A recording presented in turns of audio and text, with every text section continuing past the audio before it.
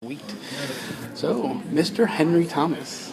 That's me. That is you. That's the name I go by. It's the name you go by. So I have to start. You've been in some of the most iconic movies ever made. You've been from E.T. to Legends of the Fall to Scorsese's what's that? Gangs of New York. Yes. I mean, you've worked with the greats, and I have to start out with there's that amazing audition video for E.T. Yes. And it's that you never hear of it, but Mr. Steven Spielberg offered you the role basically at your audition. And I would like to know what your day consisted of up until that moment. How did you get into that moment? Interesting you should ask that because just last week I did a benefit at the Academy for casting directors, and Mike Fenton, who cast me, he was the casting agent that was reading opposite me in the audition video. He was honored there, and we were talking about the audition. So talk a little bit about the editing process. Now that you have all the footage. I had never been to LA before. I had done a film in Texas called Raggedy Man in 1981. And I was out doing looping for that. Universal flew me out, and Universal being the cheapskates that they are, they flew me out and they piggybacked the audition on the same day that I was looping. So I was in the studio trying to match my voice to my image all morning, and I was tired, and I had to go read after that. And I thought, I'm so tired, I'm never going to get this part. I just want to go to sleep. I ended up getting the part. You're just on key that day, right? I was on key that day. Did you believe it like right then? You were like, oh man. Well, what had happened was they gave me this fictitious scene to read that wasn't a part of. I hadn't read the script. It wasn't allowed. It was very secretive, and Spielberg is very secretive about his projects. So, no script, just a rough idea of what the story was about. And they gave me this fictitious scene to read, and it was awful. Like I did a reading of it, and it was really bad. I knew it was bad as a 9-year-old. I was sitting there going, and they said, well, it was silent in the room for a second, and they said, well, let's do an improvisation. And they set it up, and that's the video that you see. That's the audition. Okay. Now, it's in the Texas competition. Now, thankfully, they left the reading part off because that was really just horrendous. Yeah. All right. Yeah. In the famous bicycle scene at the end, did you get to just go for it there? Can you walk me through a day of like? No, the bicycle stuff is really disappointing when you hear it from me because I wasn't physically strong enough to pedal the bike with the weighted E.T. dummy that they had in the milk crate. I didn't have the strength, so almost all of my bicycle riding was done by a 12-year-old BMX champion kid that was locally hired. And that's part of the reason why the hood was always up and the hoodie was always zipped, was because they were trying to avoid, I love the scene where you're teaching E.T. to like all your toys and everything. Was that all improv? Was that was all all you? improv, So you yeah. just got to go through all the cool Star Wars toys. And Yeah, we did that a lot in that film. Like, Right. And audiences are going to see this time we're filming this as well. Steven Spielberg would always kind of use the kid energy sort of thing to in preference over a scripted scene. And I think some of that was because he was impressed with the audition. Okay. And some of it was just him trying to suck the audience into kid world. Yeah. And I know that Michael Jackson was kind of part of E.T. Did you ever get to meet Michael Jackson? I did meet Michael Jackson, but it was years later. It was when they were filming. I was filming on the Universal lot. I was filming Cloak and Dagger. Yeah, okay. While Michael Jackson and John Landis were shooting the Thriller video. Did you get to see any of that shoot? Yeah, I did. Really? Well, I didn't get to see it shot, but I remember, like, I remember all the Thriller zombies like standing outside of a stage, like drinking coffee and stuff. You know, That's really cool. in between shots. You didn't get to be a zombie?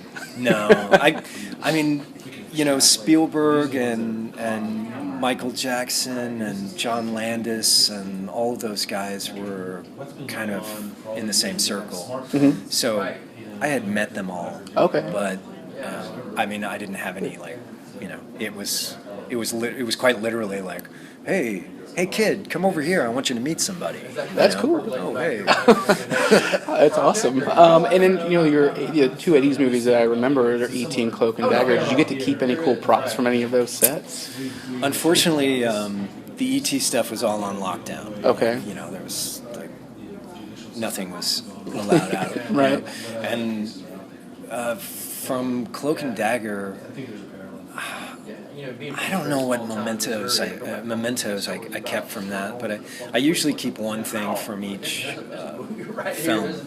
Okay. But it's usually not something that anybody would recognize. It's just something for me. Like, Yeah. like I have a little tiny Maltese cross medal from this film that I did, Valmont, where I played a Knight of Malta. Okay. So I have that, and I have my stage ID badge from E.T. Okay. We had to wear to get on the stage. All right. And then my last ET question for you is the kiss scene at the school with all the Yeah. frogs. What was that like back when you were that young? That was just deathly embarrassing for me. As, you know, as a 9-year-old or 10-year-old kid to have to kiss a girl first of all, but kiss a girl in front of the whole class. Yeah.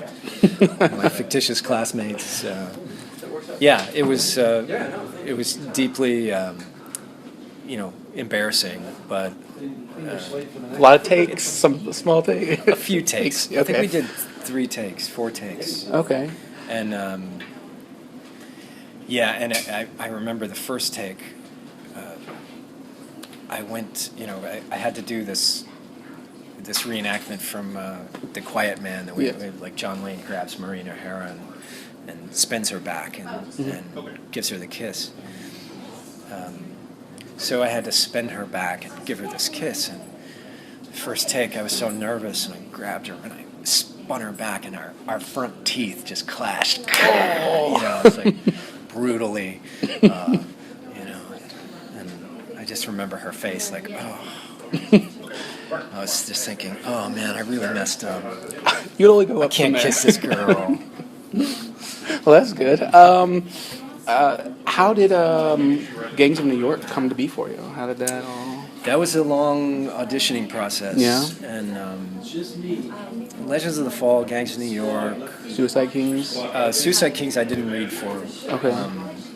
Suicide Kings I'd been part of the table reading early on when the producers were trying to get financing, and they came back to me afterwards and said, "Yeah, we want you to be in it when we get it up, but get it up and running." And Gangs of New York was auditioning process. Legends of the Fall was auditioning process. So those and All the Pretty Horses was also auditioning. So I really had to fight for those roles. And you were excellent in them. Oh, thank you. So good. Appreciate it. And now, you're big into music. You play guitar. You ever heard of a band called the Blue Healers? I was with a band called the Blue Healers in San Antonio. Right, yeah. Now I have a band called Far Speaker. Okay. And we just finished our album.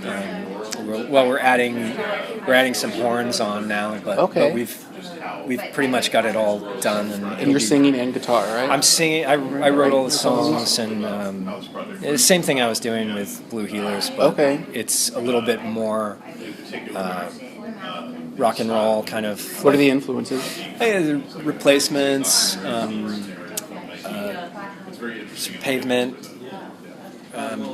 Wilco-esque.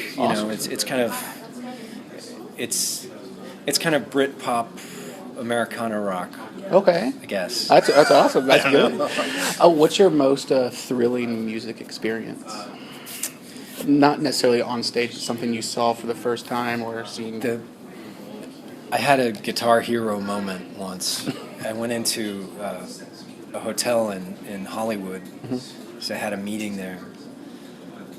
And as I'm walking through, I see Ray Davies from the Kinks Oh, in a suit with no shoes, reading the paper on the couch in the lobby. uh-huh. And I thought, oh, that's Ray Davies from the Kinks. And then I turn the corner, and there's the bar, and at the end of the bar, there's Jeff Beck and Jimmy Page Oh my talking to each other. Goodness.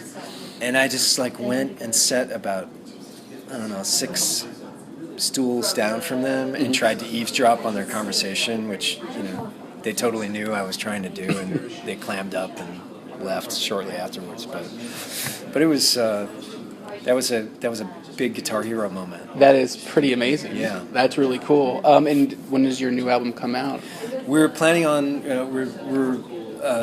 we self-produced it. We're self-releasing it, and we're putting it out in June. Awesome. Probably late May or early June. Count me as So a buyer. yeah, check it out. And my last question for you is, you're a huge fan of movies, obviously. What are some of your favorite scenes from movies that have always stuck with you? Ooh, Give me several. several. Well,